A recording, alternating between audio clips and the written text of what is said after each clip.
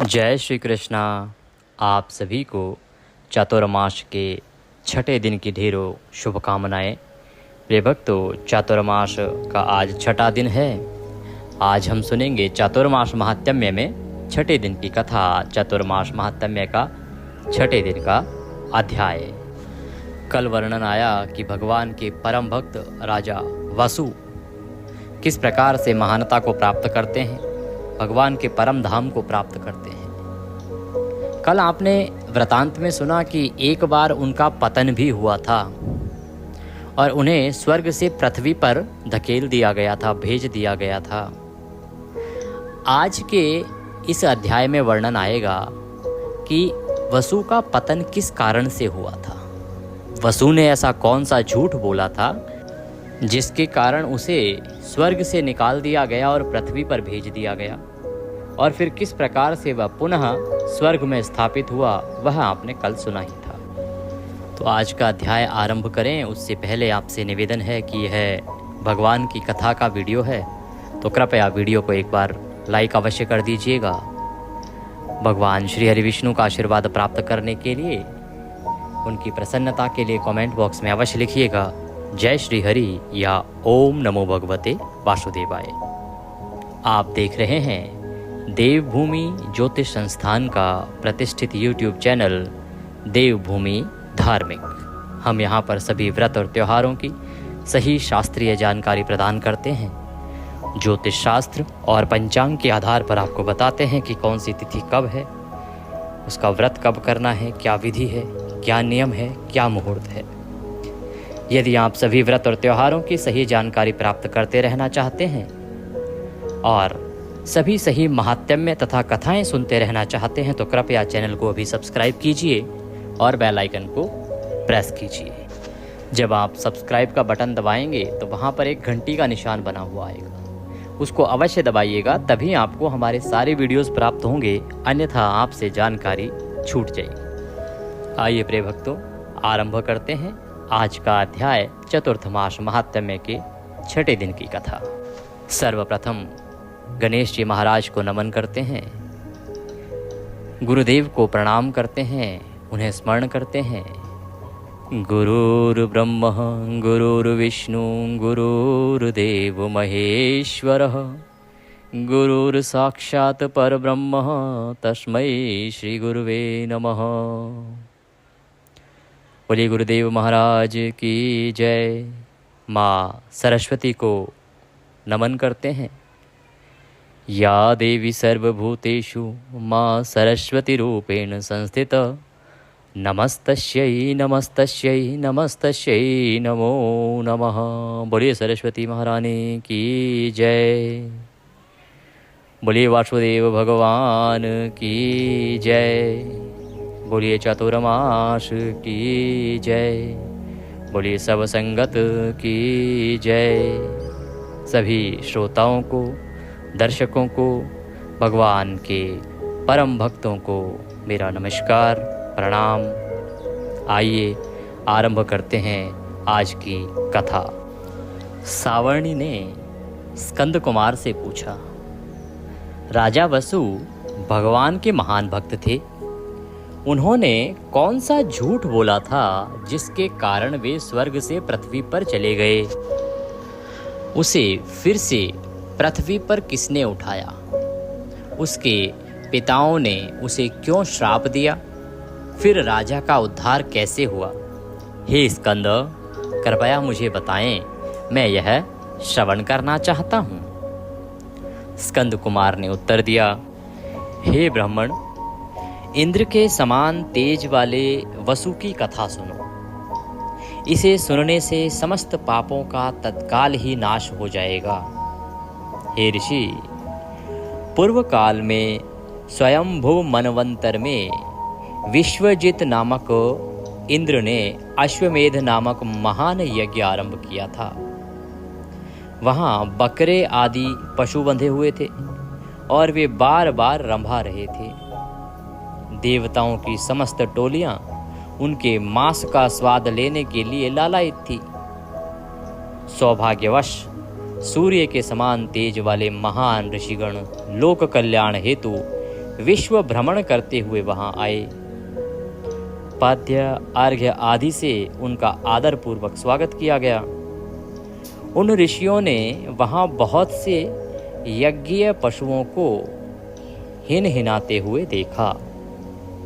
सात्विक प्रकृति के देवताओं के लिए यज्ञ की सामग्री में हिंसा देखकर वे अत्यंत ही आश्चर्यचकित हुए। धर्म और उन साज सामान का यह अपमान देखकर पुण्यात्मा ब्राह्मणों ने दया करके देवताओं से, जिनमें महेंद्र प्रमुख थे, आदि से पूछा। महान ऋषियों ने कहा, हे महेंद्र, देवताओं और ऋषियों सहित हमारी वाणी सुनो। हम सनातन धर्म का सार यथावत घोषित करते हैं। संसार की उत्पत्ति के समय भगवान ब्रह्मा ने सत्व गुण से आपकी रचना की थी और आप चारों पैरों पर खड़े होकर धर्म के पालन करता हैं। राजस और तमस के माध्यम से उन्होंने मनु, राजा और असुर शासक और धर्म के समर्थक बनाए। यज्ञ आदि कर्मों की विधि के विषय में तुम सबका मार्गदर्शन करने के लिए उन्होंने वेद की रचना की, जो सबके कल्याण के लिए सभी मनोवांछित फलों को प्रदान करने वाला है। वेद में अहिंसा को ही परम धर्म बताया गया है। वेद में प्रत्यक्ष रूप से पशुवध को स्वीकृति नहीं दी गई है। वेद का उद्देश्य चतुर्भुज धर्म की स्थापना करना है, हिंसा करके धर्म का विनाश करना नहीं। किंतु असुरों के राजा राजस और तामस दोष तथा बुद्धि की मंदता के कारण यज्ञ में यज्ञीय अज से ही यज्ञ करना चाहिए, इस आदेश में अज का अर्थ बकरा आदि लेते हैं, क्योंकि पुराणों में लिखा है कि अज से ही यज्ञ करना चाहिए। अब उसमें जो अज लिखा है, अब क्योंकि जो आसुर बुद्धि वाले लोग हैं वो मंद बुद्धि हैं, उनकी बुद्धि भ्रमित रहती है, इसीलिए उन्होंने अज का अभिप्राय बकरे से लगा लिया।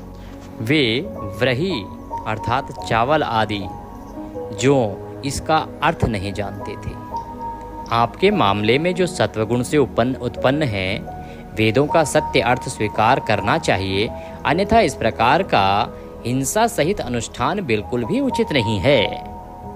जब ऋषिगण वहां पहुंचे इंद्र के महान यज्ञ में और वहां देखा कि पशु किस प्रकार से बंधे हुए हैं बलि के लिए, तो वो उससे चिंतित हो गए।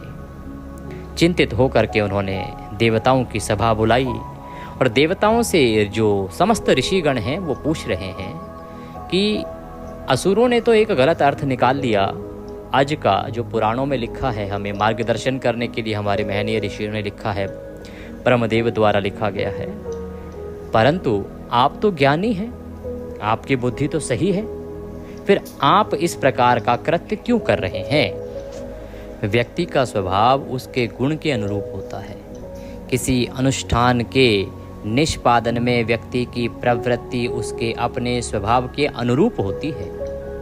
तुम सात्विक लोगों के लिए भगवान साक्षात भगवान श्री राम के पति भगवान श्री विष्णु हैं। उनकी प्रसन्नता के लिए हमें ऐसा यज्ञ करने का अधिकार है जिसमें हिंसा ना हो। हे श्रेष्ठ सुरस, पशु को मारकर यज्ञ करना आपके लिए धर्म के विरुद्ध है। आपके निमित्त ये यज्ञकर्ता राजस और तामस गुणों के अधीन होने के कारण असुरों जैसा यज्ञ कर रहे हैं। ये वेदों से अनभिज्ञ हैं। तो ऋषि उन्हें समझा रहे हैं कि ये जो आपने बिठा रखे हैं, जो अश्वमेध यज्ञ में यहाँ हवन पूजन कर रहे हैं, ये जिस विधि से कर रहे हैं ये अनुचित है। ये आपके और आपके धर्म के अनुकूल कार्य नहीं कर रहे हैं। इन्हें वेदों की जानकारी ही नहीं है। तुम्हारे उनके साथ रहने के कारण ही इस समय ऐसी दुष्टता उत्पन्न हुई है। निश्चय ही इसी कारण से ही तुमने यह कार्य आरंभ किया है। राजस और तामस गुणों से युक्त असुरों और मनुष्यों के लिए भैरव आदि देवता हैं, जो भक्तों के गुणों के अनुसार प्रसन्न करने योग्य हैं। इस संसार में अपने भक्त के गुण के अनुरूप अपने इष्ट देव की प्रसन्नता के लिए हिंसा युक्त यज्ञ करने का विधान है। इनमें से भी दैत्यों, राक्षसों, भगवान विष्णु के भक्त और मनुष्यों के लिए हिंसा युक्त यज्ञ उचित नहीं है। आपके मामले में ऐसा कैसे हो सकता है? केवल वेद के अनुसार ही यज्ञ के अवशेष को यज्ञ करने वाले सभी लोगों को खाने की अनुमति है। सात्विक देवताओं द्वारा मदिरापान और मांस भक्षण ना तो हमने कहीं देखा है और ना ही संतों के मुख से कभी सुना है। अतः यह यज्ञ चावल, दूध, घी तथा यज्ञ में प्रयुक्त होने वाले अन्य खाद्य पदार्थों से किया जाना चाहिए, ना कि पशुओं की हत्या से। उनमें से भी चावल आदि उन बीजों से यज्ञ करना चाहिए जो 3 वर्ष पुराने होने के कारण अज की अवस्था को प्राप्त हो गए हों और जिनसे पुनः अंकुरण ना हो। अज वेदों में लिखा है कि अज से यज्ञ करना चाहिए। अज का जो वेदों में लिखा हुआ है उसका अभिप्राय होता है जिनके अंदर अब अंकुरण नहीं हो सकता, जो इतने पुराने हो गए। कई बार देखिए बीज से ही पौधा उगता है, तो हमारे जो महनीय ऋषि कहें या ब्रह्मदेव जिन्होंने इसकी रचना की, तो वो कभी भी जीव को व्यर्थ नहीं जाने देना चाहते। वो नहीं चाहते कि किसी ऐसी चीज का प्रयोग किया जाए जिससे पुनः जीव उत्पन्न हो सकता है। इसीलिए उन्होंने वेदों में लिखा है कि यज्ञ आदि किससे करना चाहिए? अज चावल से। अज चावल कौन सा? वह चावल जो कम से कम 3 साल पुराना हो। ऐसा क्यों रखा गया विधान? क्योंकि जो 3 साल पुराना चावल होगा उसको दोबारा उगाया नहीं जा सकता, वो केवल खाने के ही योग्य है, उससे नया जीव नहीं बन सकता। इसीलिए ऐसे ही चावल को यज्ञ में प्रयोग करना चाहिए और इसी कर्म के कारण अज वहाँ लिखा हुआ है। लेकिन जो आसुरी बुद्धि वाले हैं उन्होंने अज का अभिप्राय बकरे से लगा लिया और वो बकरे की बलि देने लगे, जैसे कि आसुर। अहिंसा, लोभ, अहंकार, आत्मसंयम, प्राणियों पर दया, तप, ब्रह्मचर्य, सत्य, कपट, अहंकार, धैर्य और साहस, ये सनातन धर्म के स्वरूप और सार हैं। जो इसका उल्लंघन करता है वह धर्म का नाश करता है और गिर जाता है। इस प्रकार से जो ऋषिगण हैं वो उन्हें समझा रहे हैं। यद्यपि वेद के रहस्यों के ज्ञाता महान ऋषियों ने उन्हें आदर पूर्वक सदाचार का उपदेश दिया था, तथापि किन्होंने देवताओं ने उनकी सत्ता को स्वीकार करते हुए भी उनकी सलाह को स्वीकार नहीं किया, क्योंकि वह उनकी घोषित घोषणा के विरुद्ध थी। उन्होंने जो पहले घोषणा कर रखी थी उसकी वो विरुद्ध थी, इसीलिए उन ऋषियों की बात को उन्होंने नहीं स्वीकार किया। अहंकार, क्रोध, अहंकार और अधर्म के अन्य वंश नैतिक कमियों को खोजने के लिए उत्सुक महान ऋषियों के प्रति उनकी अपेक्षा के कारण उनमें प्रवेश कर गए। अब क्या हुआ कि देवताओं के अंदर अहंकार, क्रोध जो है वो आ गया। अब वो उन ऋषियों के अंदर कमी खोजने लगे।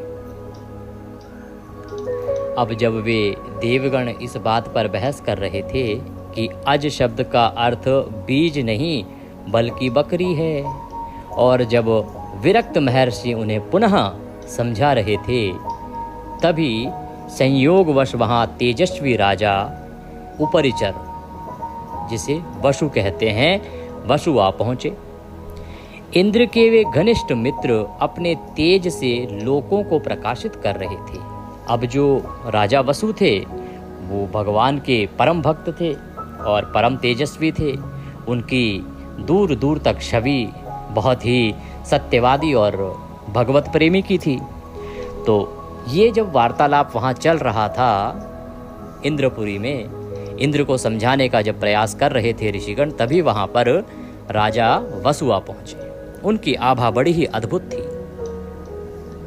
वसुओं को अचानक वायुमंडल से गुजरते हुए वहां आते देख ब्राह्मणों ने देवताओं से कहा, वे तुम्हारे संदेह दूर करेंगे, क्योंकि जो वसु है ना, उनको बड़ा ही ज्ञानी माना जाता है कि उनके अंदर बहुत ज्ञान है और ब्रह्मदेव की उन पर विशेष कृपा है, इसीलिए उन्हें सभी वेदों का ज्ञान है। तो जब ऋषिगणों ने देखा कि वसु वहां से जा रहे हैं तो उन्होंने देवताओं से कहा कि अब वसु आए हैं, वो अवश्य ही तुम्हारा संदेह दूर करेंगे।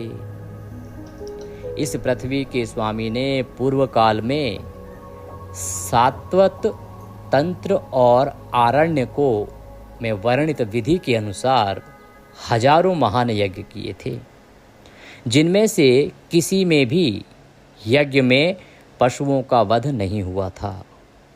यह शुल्क के बदल कोई अन्य वस्तु नहीं अपनाई गई थी। यहाँ तक कि मादक मदिरा का भी अप्रत्यक्ष रूप से भोग नहीं लगाया गया था। राजा अहिंसा और धर्म की रक्षा के लिए सर्वत्र प्रसिद्ध हैं।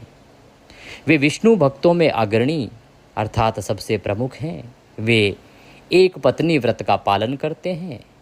ये महान वसु जो इतने महान धार्मिक पुरुष, सत्यवक्ता और वेदों के ज्ञान में निपुण हैं, सत्य के अतिरिक्त एक शब्द भी कैसे बोलेंगे। तो इस प्रकार से ऋषिगण कह रहे हैं, उनकी प्रशंसा कर रहे हैं, क्योंकि यही सत्य था। तब तक यही सबको ज्ञात था कि वो अत्यंत ही विद्वान हैं, सत्यवादी हैं, धर्मनिष्ठ हैं। परंतु लोग ये नहीं समझ पाए कि वो इंद्र के प्रिय मित्र भी हैं। इस प्रकार एक मत होकर उत्सुक देवता और ऋषिगण तुरंत ही राजा वसु के पास गए और उनसे पूछा। अब क्योंकि जब ऋषिगण आए, उन्होंने देखा कि पशुओं की बलि दी जा रही है, तो उन्होंने देवराज इंद्र के पास जाके प्रार्थना की कि अनुचित क्यों हो रहा है, उन्हें ऐसा नहीं करना चाहिए। उन्हें वेदों का पाठ पढ़ाने का प्रयास किया, समझाने का प्रयास किया। अब क्योंकि देवराज इंद्र जो है वो पहले ही घोषणा कर चुके थे, तो अपमान का घूंट कैसे पिए।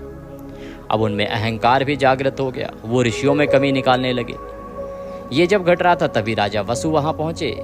तो अब सबने निर्णय किया कि चलो राजा वसु से ही पूछा जाए, क्योंकि वही सबसे ज्ञाता हैं और उन पर ब्रह्मदेव की विशेष कृपा है और वो सत्यवादी भी हैं। तो देवताओं और महान ऋषियों ने राजा वसु से पूछा, हे राजन, यज्ञ किससे किया जाना चाहिए?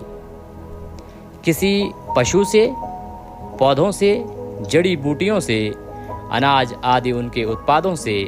चूंकि आप स्वयं एक अधिकारी माने गए हैं, अतः कृपया आप इस संदेह को पूर्णतः दूर कीजिए।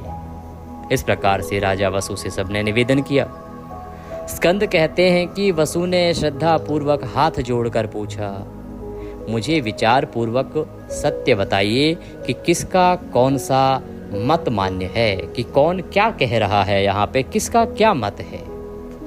महान ऋषियों ने कहा, हे प्रजापति, हमारा मत है कि यज्ञ अन्न से किया जाना चाहिए, किंतु देवताओं का मत है कि यज्ञ पशु से किया जाना चाहिए। हे राजन, कृपया हमें इस विषय में अपना मत बताइए। स्कंद कहते हैं कि देवताओं का मत जानकर वसुओं ने उनके मत का समर्थन करते हुए कहा कि यज्ञ बकरे आदि पशुओं से किया जाना चाहिए। उसने उन लोगों के विचारों का समर्थन किया जो अधर्म और बुराई में विश्वास करते थे। धर्म का ज्ञाता होते हुए भी राजा ने असत्य बोला, जो वेद के विरुद्ध था। उसी समय राजा अपनी दोषपूर्ण असत्य वाणी के कारण आकाश से नीचे गिर पड़ा और तुरंत पृथ्वी में समा गया। पृथ्वी के गर्भ में पड़े हुए राजा को महान कष्ट का अनुभव हुआ, किंतु नारायण की शरण में रहने के कारण उनकी स्मृति ने उनका साथ नहीं छोड़ा। उसने ये महान दोष उसके अंदर उत्पन्न हुआ, उसने असत्य बोला, इस कारण से उसे पृथ्वी पर धकेल दिया गया और वह पृथ्वी पर आ पड़ा। परंतु नारायण की उस पर विशेष कृपा थी। नारायण की उस राजा ने बड़ी सेवा की थी, बड़ी भक्ति की थी। इस कारण से उसे यादाश्त जो थी उसकी वह नहीं गई। उसे हर बात का आभास रहा कि क्या क्या उसके जीवन में घटित हुआ है और किस कारण से वह यहाँ पृथ्वी पर आया है। तब स्वर्गवासी देवताओं ने समस्त पशुओं को मुक्त कर दिया और जीवों की हिंसा से भयभीत होकर स्वर्गलोक को चले गए तथा महर्षि अपने अपने आश्रमों को चले गए। जब सब देवताओं ने देखा कि ये घटना घटित हो गई है तो उन्हें समझ आ गया कि क्या सत्य है क्या असत्य है। तो जो स्वर्गवासी देवता थे उन्होंने सभी पशुओं को मुक्त कर दिया, जिनकी बलि देने की तैयारी हो रही थी सबको मुक्त कर दिया। और हिंसा से भयभीत होकर कि भगवान नारायण नाराज ना हो जाएं, भगवान नारायण वो स्वर्ग को चले गए। और जो महर्षि थे जिन्होंने उन्हें उपदेश दिया था वो भी अपने अपने आश्रम को चले गए। इस प्रकार से पुनः यह स्थापित हुआ कि यज्ञ आदि में कभी भी पशु आदि की बलि नहीं दी जानी चाहिए। यदि कोई ऐसा करता है तो वह असत्य है, वह अधर्म कर रहा है। सनातन धर्म में इस प्रकार की हिंसा का कोई स्थान नहीं है। प्रिय भक्तों, नारायण कहते हैं कि पशु प्रेमी, जीव प्रेमी मुझे सबसे प्रिय है। पशु की हत्या करने वाला मुझे घोर अपराधी लगता है, मैं उस पर कभी कृपा नहीं कर सकता। भगवान शंकर कहते हैं कि जो पशु हत्या करता है वह मेरे लिए दुष्ट समान है, उसे जीवित रहने तक का अधिकार नहीं है। तो आप सोचिए, इतनी बड़ी बातें पुराणों में लिखी हैं, इतनी सारी जानकारियां पुराणों में लिखी हैं, फिर भी न जाने क्यों पशुओं की हत्या की जा रही है, निर्मम पशुओं को मार के खाया जा रहा है। जितना हो सके जीव रक्षा कीजिए, जितना हो सके प्रभु की भक्ति कीजिए, अकारण जीवों को न मारिए। यदि कभी किसी की बुद्धि पर पर्दा पड़ जाए और वह अनुचित करने लगे तो ज्ञानी का यह दायित्व है कि वह उसका मार्गदर्शन करे, उसे समझाए कि वह अनुचित कर रहा है। नारायण लिखते हैं कि यदि ज्ञानी जन समय आने पर अनुचित को अनुचित नहीं ठहराता तो वह ज्ञानी घोर पाप का भाजन करता है। यदि ज्ञानी पुरुष सत्पुरुष जिसको ज्ञात है, जिसने शास्त्र पढ़े हैं और वह अपने सामने अनर्थ को होने देता है, असत्य को होने देता है, तो उस असत्य के होने का दोष उसके सिर आता है और उस पाप का भागी वही कहलाता है। इसीलिए ज्ञानी का प्रथम कर्तव्य बताया है कि असत्य को असत्य कहे, गलत को गलत कहे, और यदि कोई अज्ञानतावश कुछ अनुचित कर रहा है तो उसका मार्गदर्शन अवश्य करे, बिना इस सोच के कि अमुक व्यक्ति उसका क्या कर सकता है या अमुक व्यक्ति उसे क्या हानि पहुंचा सकता है।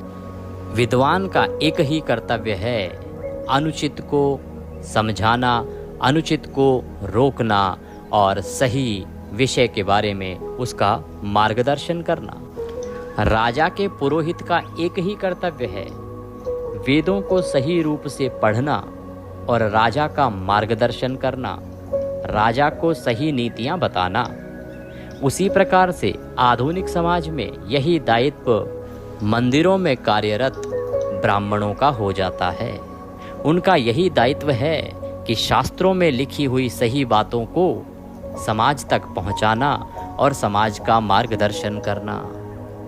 नारायण कहते हैं कि बाकी समय में समय मिले या ना मिले, चातुर्मास में अवश्य ही शास्त्रों को पढ़ो, मेरे द्वारा लिखी हुई कही हुई बातों को पढ़ो, मुझे जानो और वेदों को जानो। यही चातुर्मास का किया जाने वाला प्रमुख कर्म है। बोलिए श्री वासुदेव भगवान की जय, बोलिए श्री कृष्ण भगवान की जय। इसी के साथ चातुर्मास महात्म्य के छठे दिन की कथा यहाँ पूर्ण होती है। आपने जाना कि किस प्रकार से एक झूठ बोलने के कारण इतने परम तेजस्वी वसु का पतन हो गया और उसे घोर कष्ट, घोर पीड़ा पृथ्वी पर आकर भुगतनी पड़ी।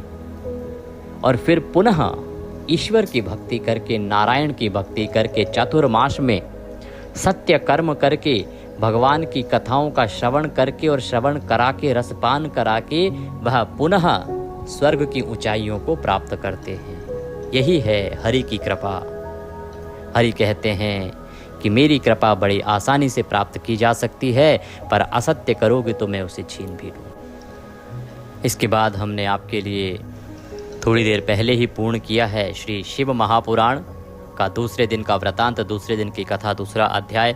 उसे अवश्य सुनिएगा, क्योंकि चातुर्मास के साथ ये श्रवण मास भी आरंभ हो गया है और श्रवण मास में शिव महापुराण सुनने का फल 1 लाख गुना अधिक कहा गया है।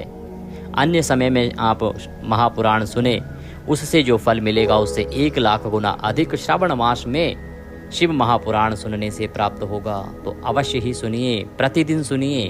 हम आपके लिए प्रतिदिन शिव महापुराण लाइव भी सुना रहे हैं और वीडियो भी अपलोड कर रहे हैं। आप उसका अवश्य लाभ लीजिए और साथ ही श्रवण मास महात्म्य भी आपको सुनाया जा रहा है, उसका भी लाभ लीजिए।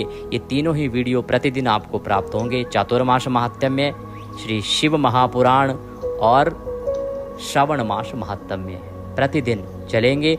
चातुर्मास महात्म्य नवंबर तक चलेगा क्योंकि चातुर्मास 4 महीने के लिए है और बाकी शिव महापुराण और श्रावण मास महात्म्य पूरे श्रावण मास में सुनाए जाएंगे। हम शिव महापुराण को पूरे 30 दिन में श्रावण मास में प्रतिदिन अध्याय सुनाते हुए पूर्ण करेंगे विधि और विधान से। तो भगवान की कथाओं का रसपान करते रहें और जो पुराण हैं उनको सुनिए, जो इधर उधर की कथाएं हैं उनको छोड़ दीजिए। ये जो समय है ये भगवान की पुराणों को सुनने का है कि पुराणों में क्या लिखा है, वेदों में क्या लिखा है, उसको जानिए। तो यदि आप सही महात्म्य और सही कथाएं सुनते रहना चाहते हैं तो कृपया अभी चैनल को सब्सक्राइब कीजिए और वीडियो को लाइक अवश्य कीजिएगा। कुछ कहना चाहते हैं, कुछ पूछना चाहते हैं तो अवश्य लिखिएगा। नारायण सब पर कृपा करें। जय श्री कृष्ण।